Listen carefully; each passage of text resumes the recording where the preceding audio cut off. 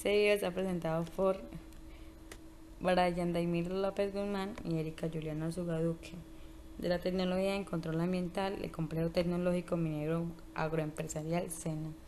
En esta ocasión le vamos a hablar sobre el medio ambiente y sus componentes.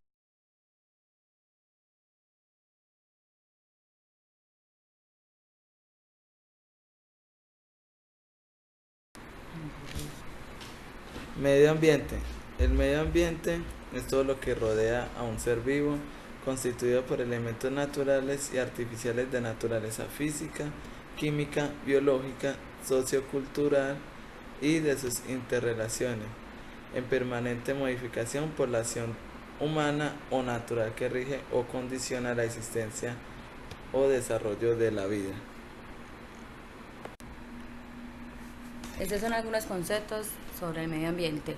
Según el Estocolmo, el medio ambiente es un componente físico, químico y biológico y sociales capaces de causar efectos directos e indirectos en un plazo corto o largo sobre los seres vivos y actividades humanas.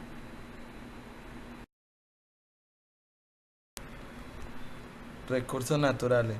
Los recursos naturales son todos los factores bióticos y abióticos de la naturaleza que el ser humano utiliza para su bienestar y desarrollo. Los servicios que proporciona la naturaleza sin alteración por parte del ser humano y que son valiosos para las sociedades humanas por contribuir a su bienestar y desarrollo de manera directa, materias primas, minerales, alimentos o indirecta, servicios ecológicos. Recursos naturales renovables son los que tienen la capacidad de regenerarse mediante procesos naturales, siempre que su explotación no sobrepase la capacidad de regeneración, si se le hace un buen aprovechamiento de manera sostenible, sin ser destruidos, tales como los recursos renovables que no se agotan, el sol y el viento, recursos potencialmente renovables, la flora, la fauna, el suelo y el agua. Recursos naturales no renovables son aquellos que existen en cantidades determinadas y al ser sobreexplotados se pueden acabar. Estos no pueden ser producidos, cultivados, regenerados o reutilizados a una escala tal que pueda sostener su tasa de consumo. Por ello se dice que presentan una cantidad limitada. Los principales recursos naturales no renovables son el petróleo, los minerales, los metales, el gas natural. Los recursos naturales inagotables son aquellos que no se agotan con el uso o el paso del tiempo, sin importar su utilización, se renuevan continuamente. Pueden ser el hidráulico, la energía del agua en los desniveles de la superficie terrestre, el eólico, la energía del viento, el oceánico, la energía de los mares y de las olas, el solar, la energía del sol.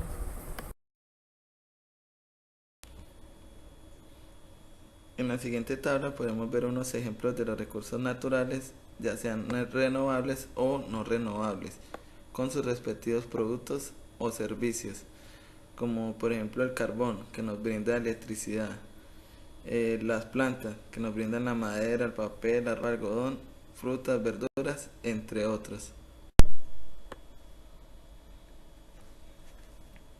Relación hombre-naturaleza. El hombre tiene una relación directa con la naturaleza, ya que sin ella nuestra supervivencia sería casi o sería imposible. Esta relación hombre-naturaleza es uno de los temas principales hoy en día. En los tiempos antiguos, los seres humanos se consideraban como parte de esta naturaleza. Hoy en día hay comunidades donde esta relación hombre-naturaleza todavía se ve. Al pasar de los años, la conciencia de las personas hacia la naturaleza fue cambiando y abandonando esas creencias de ser uno con la naturaleza, a, a pasarse a ser el causante de la mayoría de los problemas que están ocurriendo en dicha naturaleza. Las necesidades del hombre fueron aumentando con el pasar de los años. Al principio, el hombre solo contaba con una necesidad y era la de subsistencia. A medida que la población fue creciendo, sus necesidades también. Hoy en día existen diferentes tipos de necesidades: la subsistencia, el vivir en medio vivo, la protección y seguridad, la comunicación, la creación, el efecto, entre otros. Etapa primitiva. Esta etapa, hace más de unos 10.000 años aproximadamente, el hombre solo hacía lo necesario para sobrevivir, alimentarse o vestir. Como actividades principales no se preocupaban por su físico o por su higiene. Etapa esclavista. El rasgo más dividido fue el inicio de la alteración de la naturaleza para las actividades antropogénicas, la causa de la tala de quema de los bosques, la ganadería, el uso intensivo del suelo y el crecimiento de la población, la problemática ambiental, el deterioro del suelo, la pérdida de la vegetación, el aumento de las necesidades del hombre. Etapa industrial. En esta etapa se dio el gran cambio negativo, hablando en términos del ambiente, y positivos en términos de desarrollo industrial. Aquí fue donde se realizó la revolución industrial.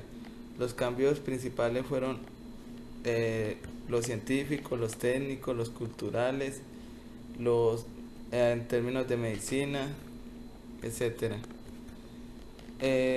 Las problemáticas ambientales fueron la contaminación del suelo, deterioro y agotamiento de los recursos naturales, destrucción de la capa de ozono, calentamiento global, gases de efecto invernadero y cambio climático. Las causas fueron por explotación de recursos no renovables, producción a gran escala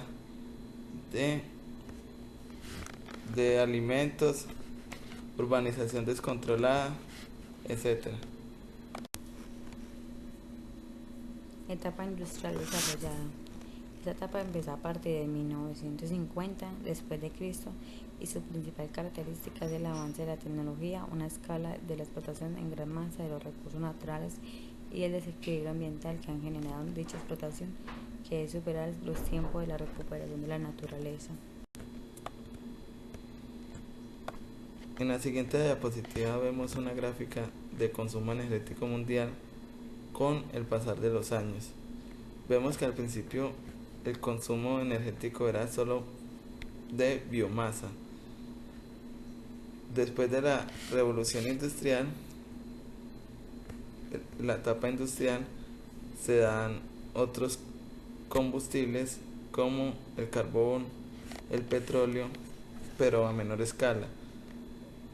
Cuando empieza la revolución industrial desarrollada, que fue a partir de 1950, el consumo aumentó significativamente,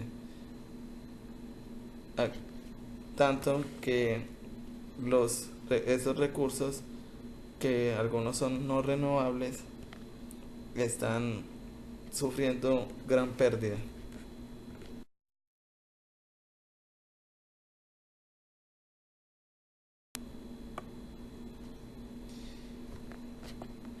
En la siguiente gráfica podemos ver una evolución de la población mundial a través de las etapas de civilización del hombre. En la etapa primitiva el crecimiento no fue tanto. En la feudal o esclavista tampoco. El crecimiento poblacional se da después de la revolución industrial desarrollada, ya que la comunidad científica avanzó mucho en términos de medicina y pudieron quitar muchas de las enfermedades que mataban a la gente.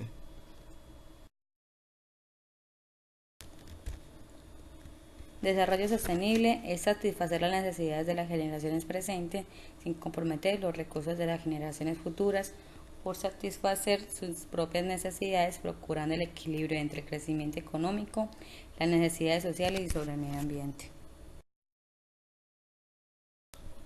Los objetivos del desarrollo sostenible conllevan un espíritu de colaboración y pragmatismo para elegir las mejores opciones con el fin de mejorar la vida de manera sostenible para las generaciones futuras. Proporcionan orientaciones y metas claras para su adopción por todos los países en conformidad con sus propias prioridades y los desafíos ambientales del mundo en general. Medio ambiente y desarrollo. El ser humano comparte con otros seres vivos los mismos espacios y también depende de su entorno para satisfacer sus propias necesidades. Su relación con el entorno natural ha cambiado a lo largo del tiempo de acuerdo con su desarrollo tecnológico. Durante el transcurso de la década de los 60, las preocupaciones ambientales comenzaron a revelarse con mayor intensidad y se inició el desarrollo de una creciente sensibilidad ante estos problemas por parte de todos los sectores de la sociedad. En este proceso tienen lugar una serie de acontecimientos a escala internacional, incentivadores de un nuevo rumbo en la forma de tratar e interpretar el deterioro ambiental del planeta. Entre otros, se destaca En 1962, La primavera silenciosa es un libro de Rachel Carson que advertía de los efectos perjudiciales de los pesticidas en el medio ambiente. Este libro inspiró a la movilización ecologista que consiguió que el Departamento de Agricultura revisara su política sobre los pesticidas. En 1971, informe del Club de Roma, Los límites del crecimiento, se exponía que la humanidad ya había superado la capacidad de carga del planeta para sostener su población. En conclusión, si el actual crecimiento de la población mundial, la industrialización, la contaminación, la producción de alimentos y la explotación de los recursos naturales se mantiene sin variación, alcanzará el límite absoluto del crecimiento de la Tierra durante los próximos 100 años. en la siguiente diapositiva presentamos un resumen de la Conferencia de las Naciones Unidas sobre el Medio Humano, que se resumieron en 27 principios. Principios fundamentales. En materia ambiental, todos los estados son iguales en derechos y deberes. El derecho al desarrollo sostenible, soberanía estatal sobre los recursos naturales, no interferencias, responsabilidades compartidas, cooperación internacional. Programa de las Naciones Unidas para el Medio Ambiente. La labor del Programa de las Naciones Unidas para el Medio Ambiente es abarcar, evaluar las condiciones y las tendencias ambientales a nivel mundial, regional y nacional. En 1973, creación del Programa de las Naciones Unidas para el Medio Ambiente, PURMA. Hoy en día, la Red de Formación Ambiental para América Latina y el Caribe tiene como objetivo principal la cooperación, promoción y apoyo de actividades en el ámbito de la educación, la capacitación y la formación ambiental en la región. Conferencias y eventos internacionales. Incluyen las cumbres mundiales sobre la población y los asentamientos humanos, la Convención sobre los Derechos del Mar y la elaboración de las estrategias mundiales de conservación de la Unión Internacional para la Conservación de la Naturaleza.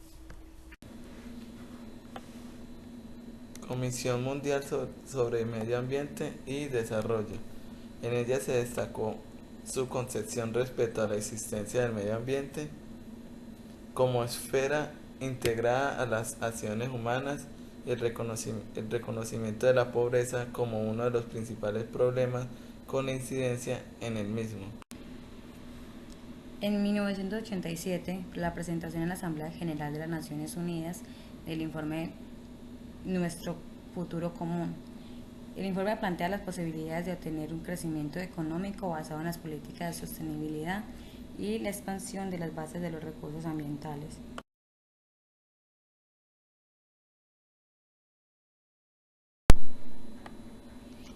Cumbre de la Tierra 1992.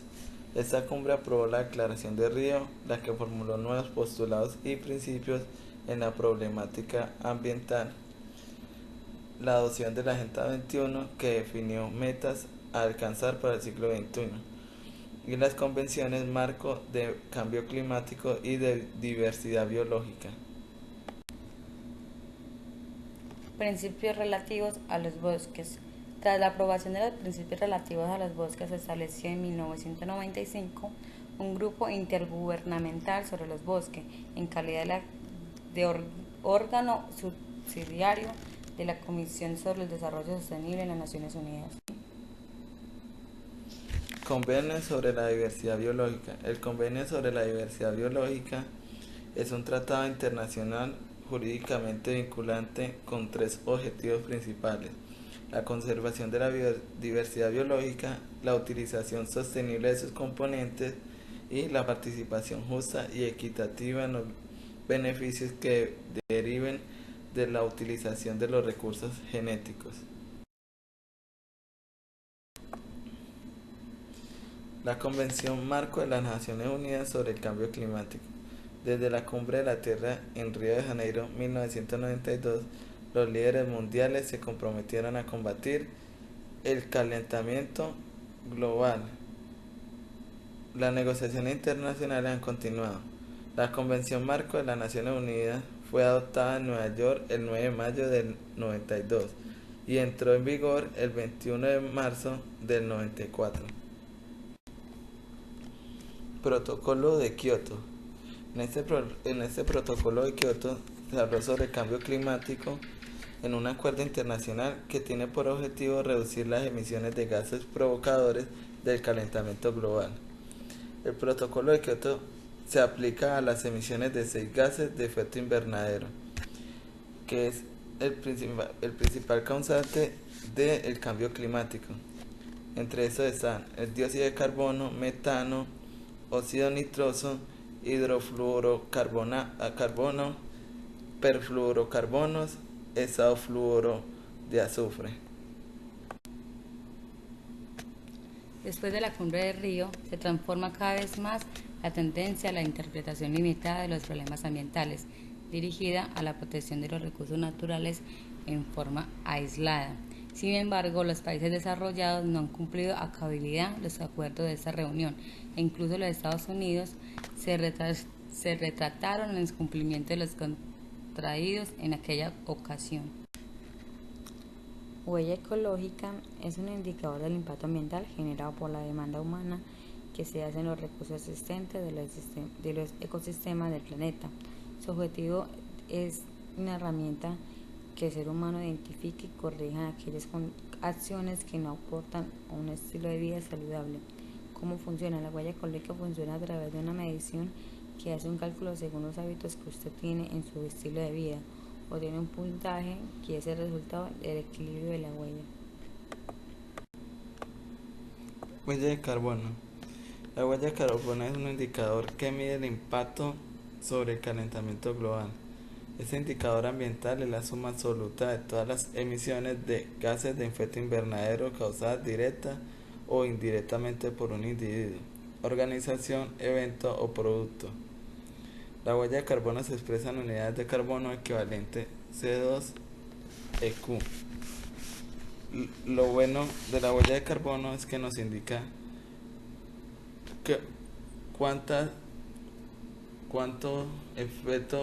cuánto daño le estamos haciendo al ambiente, y medido cuantitativamente, y a medida de eso podemos saber cuántos árboles podemos sembrar o qué medidas podemos tomar para contrarrestar esta contaminación que estamos haciendo.